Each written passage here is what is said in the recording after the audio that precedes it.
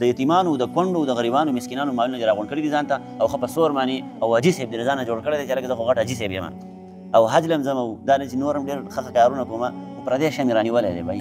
پردی شی نه ورکوم په هغې باندې قبضه کړې ده نو دغه حاجیتوب څه هېڅ فایده نه کوي قسم په خدای کې څه فایده وکړي په دغه حاجیتوب باندې که ته جهنم نه خلاص شوې که نه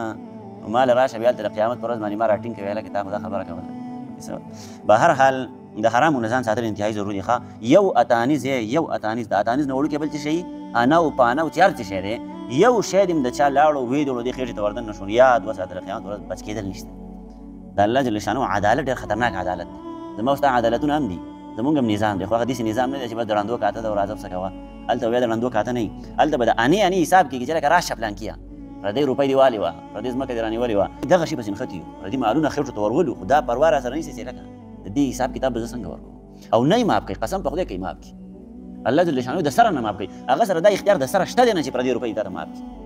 د هغه سره دا اختیار د سره شته دی نه چې تا ته د پردی رزق ماف کړي تا پردی رزق راوړلی په خېټه کې دې وردن نه کړی دی او تا ته به یې هغه ماف کوي نه چې نه یې ماف کوي همدغه انسان له اختیار ورکړی دی چې د چا رزق دې خوړلی دی د چا روپۍ دې والې ده هغه له اختیار ورکړی د قیامت په ورځ باندې وایي راشه که بښنه ورته کوې ویې کوه که نه کوې مه یې کوه ته او هلته خو دغه انسان د سره بښنه نه کوي ځکه چې دغه انسان به په یوه نیکۍ پسې ګرځي مور پلار به یې وله نه ورکوي بل څوک به یې وله نه ورکوي نو نیکۍ خو به ستا نه اوس راغونډوي د خپلو حقونو په بدله کې دا پردی حق والي هغه به د نیکۍ غواړي اوس د قیامت په ورځ باندې بهرحال دغسې نه ځان ساتل پکار دي ښه پردي حقونه پردي مالونه انتهایي ګوره خطرناک څیز دی یوه روپۍ په ځان باندې د چا مه پرېږدئ ماسخوتن چې سملي یو اتانیز چې د باندې د چا نه مثال په طور باندې د چا نه د روپۍ واغېستلې چې هلکه بل ورځ به یې درکړم او یوسته یې ځان شپېلی کړی دی لکه داسې واقعیت راپېښ شو زما سره څو ځله راپېښ شو او خدای دې په دې زده کړي مه غلطه وه چې خپل سړي له قرض ورکړي خپل سړي له چې قرض ورکړو که نه مړه نه به غږ کولی شي هېڅ به هم نه شي کولی ماما خپل سړي له ما یو سړي له قرض ورکړی و نوم یې خو نه اخلم ځکه چې هسې نه چې چېرته یې واخلي ما یو سړي له پیسې ورکړې وې او ښه مې ورته وویل چې هلکه قرض دله نه شم درکولی که څه مې د وسه کېدل دله به یې داسې درکړم قرض مرض نه شم درکولی ځکه سبا له بیا که تا سره زما تعلق خرابېږي نو هغه مې نه ده خوښه چې یاره د یو څو روپو د وجې نه زما ستا تعلق خراب شي نو ما یې قرض نه شم درکولی خو سړی زورور شو وایي نه راکړه راکړه داسې به وکړم هغه به وکړم زما سره چې بیا کومه نیټه کړې وه نو د هغې نه تقریبا 2 میاشتې ورته ما هغه ته منتونه وکړه چې لکه هغه روپۍ راکړه خپلې روپۍ منتونه کول خپلې روپۍ هغه سړي بیا نه راکول په کیسه باندې پوهېږي ډېر نږدې ملګری مې دی هغه راته یوه ورځ وایي د سړي قرض دی رامنې وایي بېعزته کوي مې او وایي اوښی مې دی د ښځې ورور مې دی وایي بېعزته کوي مې وایي هغه رانه روپۍ غواړي وایي روپۍ راله کوي څه چل ما یې داسې حساب کتاب دی هغه ډېر روپۍ غوښتې ما یې زموږ سره ډېر روپۍ چېرته دی موږ یې 4-5 زره روپۍ تنخواه اخلو هغه هم راته نه راکوي ما یې موږ یې تا له کوم طرفه روپۍ درکړو په کیسه پوهېږي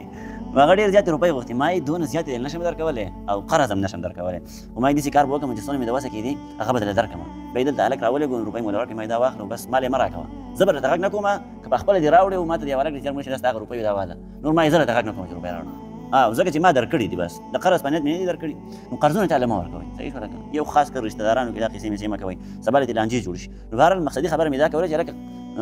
پردي حقونه قرض د چا نه واغېستو بس سبا بیا سړی نه ورکوي زړه یې نه کېږي چې هلکه دا به اوس زه روپۍ ورکوم روپۍ به له جب نه راوباسم ورکوم نو بیا چې زړه نه کېږي د سړي دغې وجې نه بیا پردي حقونه هم ووهلی شي او انتهایي نقصاني خبره ده د الله جل شانو چې وایي چې هلکه طیبات وخورئ پاکیزه مالونه وخورئ د دې مطلب هم دا دی چې پردي حقونه یې مکمل صفا کوي